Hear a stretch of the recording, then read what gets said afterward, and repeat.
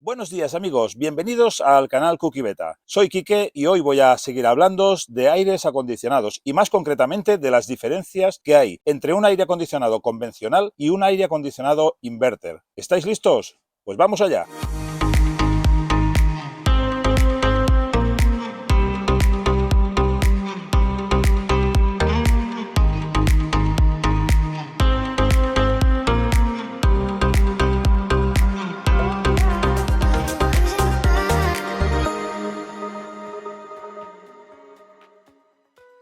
Para no faltar al espíritu de nuestro canal, quiero explicar las cosas de la manera más sencilla posible, evitando entrar en temas más técnicos o profesionales de qué diferencias puede haber entre un aire acondicionado convencional y un aire acondicionado inverter. Y voy a explicaros, en síntesis, cuál es la conclusión finalmente a la que yo personalmente he llegado. En esta pequeña presentación que os he montado, vamos a hacer una lista para que la podáis guardar como recordatorio si cabe. Bien, vamos allá. Vamos a empezar con la primera diferencia que encuentro entre un aire acondicionado convencional y uno inverter. Quiero referirme al arranque, ya que cuando ya ponemos en marcha el aire acondicionado, ¿qué es lo que vamos a notar y a oír? Y es que tienen un pico de arranque al inicio un poco violento, de manera que se oye una especie de ruido sordo, una explosión sorda en el interior como un boom, que es cuando el compresor se pone en marcha y lanza todo su potencial de golpe. Eso es el pico de arranque, que es potente en cuanto al ruido que produce y también en cuanto al consumo. Todos los que tenéis inversor sabéis que se habla de la potencia nominal y el pico de potencia. Si tenéis un inversor de 2000 vatios, sabéis que acostumbra a tener pues un pico de potencia de 3000 o de 4000 vatios durante unos segundos. Y en este momento, cuando ponemos en marcha el aire acondicionado convencional, este tiene un requerimiento de energía muy fuerte, pero es momentáneo, hasta que se estabiliza. La diferencia con el aire acondicionado inverter es que este arranque es mucho más progresivo, es más suave, y aunque el compresor en un momento dado se ponga al máximo, lo va a hacer de una manera más progresiva, cosa que va muy bien para los inversores si el aire acondicionado es de 220, ya que no va a requerir tanta potencia de golpe.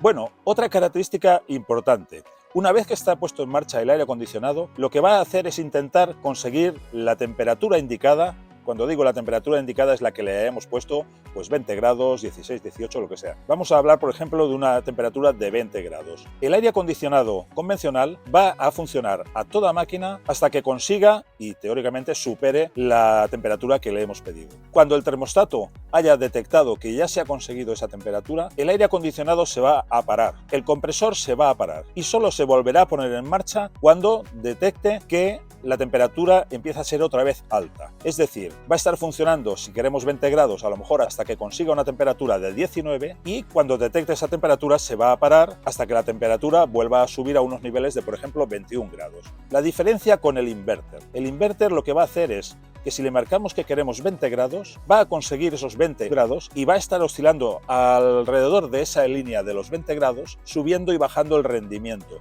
Es decir, que el compresor no va a llegar a apagarse en ningún momento. Siempre va a estar funcionando, pero a menos rendimiento, mientras que el aire acondicionado convencional va a estar funcionando a toda máquina hasta que consiga su objetivo. Aquí os muestro en esta pequeña gráfica la línea de los 20 grados y cómo funcionaría el aire acondicionado convencional. He puesto como ejemplos 16 grados y 24, pero no tiene nada que ver con la realidad. Es decir, no tengo ni idea cada aire acondicionado cómo lo regulan. Pero ahí tenéis una diferencia importante entre estos dos tipos de aire acondicionado. Pues bien, aquí tenemos la tercera característica, el tema del que estábamos hablando hasta este momento también, en cuanto a la parada y el arranque continuo del aire acondicionado convencional.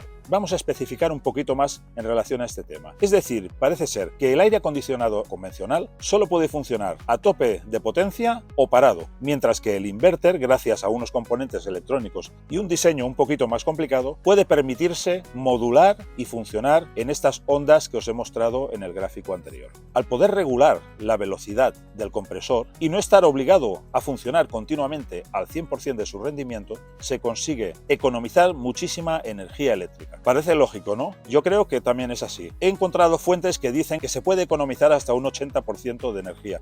Yo creo que es exagerado. En otras fuentes de marcas fiables, como LG, Samsung, marcas reconocidas en aires acondicionados de casa, hablan de un 30% de ahorro de consumo eléctrico. Pero algo que a mí me echa para atrás en el tema del arranque y parada continuo del aire acondicionado convencional es que ese continuo arranque y parada fuerza de alguna manera el sistema eléctrico, concretamente el inversor. De momento estoy hablando como si no estuviéramos conectados a una toma eléctrica exterior, pero es que si estamos conectados a una toma eléctrica exterior, esos arranques, si son demasiado potentes y la toma eléctrica que tengamos en el camping no es suficientemente potente, podría hacernos saltar el disyuntor incluso antes de haber podido enfriar el habitáculo. No acostumbra a ser así. La mayoría de aires acondicionados están pensados para trabajar con las tensiones o con los amperajes que trabajan habitualmente los campings. Debemos de hablar pues entre 4, 5, 6 amperios y hasta 10 amperios. Siguiente característica. El aire acondicionado convencional ofrece un menor confort térmico. La temperatura en el habitáculo al final va a ser irregular. Lógicamente, si el aire acondicionado se tiene que parar y poner en marcha cada 2×3 en función de cómo va oscilando esa temperatura, pues quiere decir que habrá momentos que estamos a 21 grados y habrá momentos que estemos a 19. O a lo mejor más exagerada la cosa. Habrá momentos que tendremos calor y 2 o 3 minutos más tarde tendremos fresco. Mientras que con el inverter vamos a tener siempre una temperatura mucho más estable y mucho más cercana, aún con las oscilaciones estas que hemos indicado, a la temperatura deseada. Otra característica general que he oído es que la tendencia es a que los aires acondicionados convencionales vayan desapareciendo del mercado. Se está apostando firmemente por la tecnología inverter, que cada día está mejorando más y lógicamente porque consume menos. Por otros motivos también, los aires acondicionados convencionales acostumbran a montar compresores más antiguos. Como ya os hablé en el otro vídeo, existían estos del tipo como un motor de coche con un pistón que sube y baja, mientras que en los inverter ya se están montando los más modernos compresores con las tecnologías que ya os expliqué de sistemas rotativos, únicos o dobles. Entonces podemos decir también que los aires acondicionados convencionales acostumbran a ser un poco más ruidosos, ya por el compresor en sí y también por los ventiladores, etc. Todo basado pues en una tecnología un poquito más antigua. Así que la siguiente característica diferencial entre los dos tipos de aire acondicionado pues es que en los convencionales acostumbran a ser más ruidosos y manifiestan ciertas vibraciones, mientras que los inverter no. Es decir, que son más silenciosos y suaves en su funcionamiento. Aunque el tipo de aire acondicionado convencional tenga tendencia a desaparecer según he oído, parece ser que tiene algo a favor, y es la simplicidad de su mecanismo, de su electrónica. Los aires acondicionados inverter poseen una placa base donde gestionar todo el sistema del aire acondicionado. Esta placa base o centralita lo que va a gestionar es la velocidad a la que funciona el compresor y asimismo también los electroventiladores del aire acondicionado. No van a estar funcionando todo el rato a tope de potencia si no es necesario. Mientras que en el convencional, como ya hemos mencionado, va a estar todo el rato funcionando al máximo, excepto cuando se para por sí mismo. El hecho de que se incluya electrónica, informática, cualquier tecnología moderna en un aire acondicionado, lógicamente a la larga es muy posible que llegue a dar problemas. Pero eso es lógico, pasa con cualquier electrodoméstico mejorado que tengamos en casa. En esta misma línea se dice también que por culpa de toda esta electrónica, pues que los componentes también son más caros, así como los propios aires acondicionados. Pero claro, de alguna manera hay que evolucionar. Creo, y es mi opinión, que este riesgo existe de que se pueda estropear un aparato que es más complejo. Todos nuestros coches actuales van equipados con tecnología que hace 25 o 30 años no existía. Pero no por eso vamos a preferir ir con un SEAT 127 antes que con un Toyota híbrido, por ejemplo. Bueno, es una comparación, ¿eh? Hay quien prefiere ir con un 127 porque es muy bonito. Así que de alguna manera la longevidad de los inverter podría verse comprometida en un momento dado.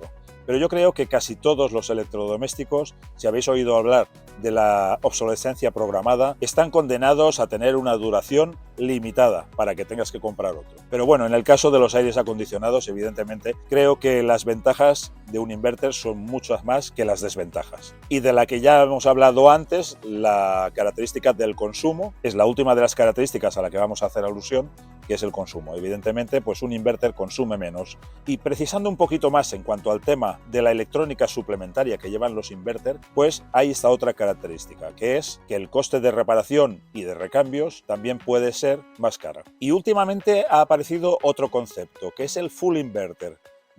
Con este no hemos hecho comparativas en general, porque es simplemente un inverter, pero que además de controlar la velocidad del compresor y del ventilador o electroventilador del condensador, también controla el ventilador que nos introduce el aire dentro del habitáculo. Todo funciona como un equipo mucho más perfecto y coordinado. Y todo eso también ayuda al confort a la hora de oír ruido de ventiladores y en el consumo, evidentemente. De todas maneras, quería deciros finalmente que si miráis un poquito las webs de todos los aires acondicionados que hay en el mercado, cada vez son más los que utilizan la tecnología inverter. Ahora será cuestión de que si esta tecnología realmente es tan buena, que las marcas vayan mejorándolo continuamente para obtener mejores resultados, no solo a nivel de consumo, sino también a nivel de ruido ambiental dentro de la autocaravana y también a la hora de conseguir enfriar correctamente el habitáculo. Para mí la conclusión está clara. Yo voy a comprar un aire acondicionado inverter. Y ojo, no estoy diciendo que quien tenga un convencional es un mal aparato y que se lo tenga que cambiar, porque seguramente le está funcionando bien y ¿para qué vamos a cambiar algo si ya funciona bien? Bueno, compañeros, pues estas eran las características más comunes que diferencian a estos tipos de aires acondicionados y sobre las que quería hablaros, de las que nos afectan en el día a día, en el rendimiento, en cómo nos va a enfriar la autocaravana, qué ruidos, cómo va a funcionar en el día a día, sin entrar en aspectos mucho más técnicos de la construcción, que personalmente a mí no me interesa transmitiros ni tampoco quiero aprender demasiado sobre este tema porque no me lleva a ninguna parte. Creo que estoy aprendiendo lo necesario para saber cómo va a funcionar mi equipamiento de la autocaravana en el día a día y evito buscar motivos mucho más técnicos que no me sirvan justamente para eso, para saber qué es lo que me conviene más y qué es lo que me va a funcionar mejor en el día a día. Hasta aquí ha llegado el vídeo de hoy, compañeros. Os vuelvo a repetir, como siempre, al final de los vídeos, que los que no os hayáis suscrito, por favor, suscribiros, que me ayuda. Vuestro like me ayuda muchísimo también y vuestros comentarios enormemente, porque mantienen vivo el canal y se demuestra que los demás usuarios, además de ver el vídeo e informarse con mi opinión, también pueden obtener opiniones de otras personas que además ya tienen la experiencia. Yo debo decir que en cuanto a aires acondicionados no tengo experiencia física. Pronto la tendré y cuando la tenga, ahí os haré el gran vídeo para que sepáis realmente mi opinión de cómo funciona. Entre tanto, estoy deseando ya instalar nuestro aire acondicionado, que muchos de vosotros ya sabéis por dónde van los tiros, porque es que lo tengo bastante claro y cada día más claro. Así que nada, compañeros, muchas gracias por seguirme y por ver nuestros vídeos. Os saludo hasta la próxima.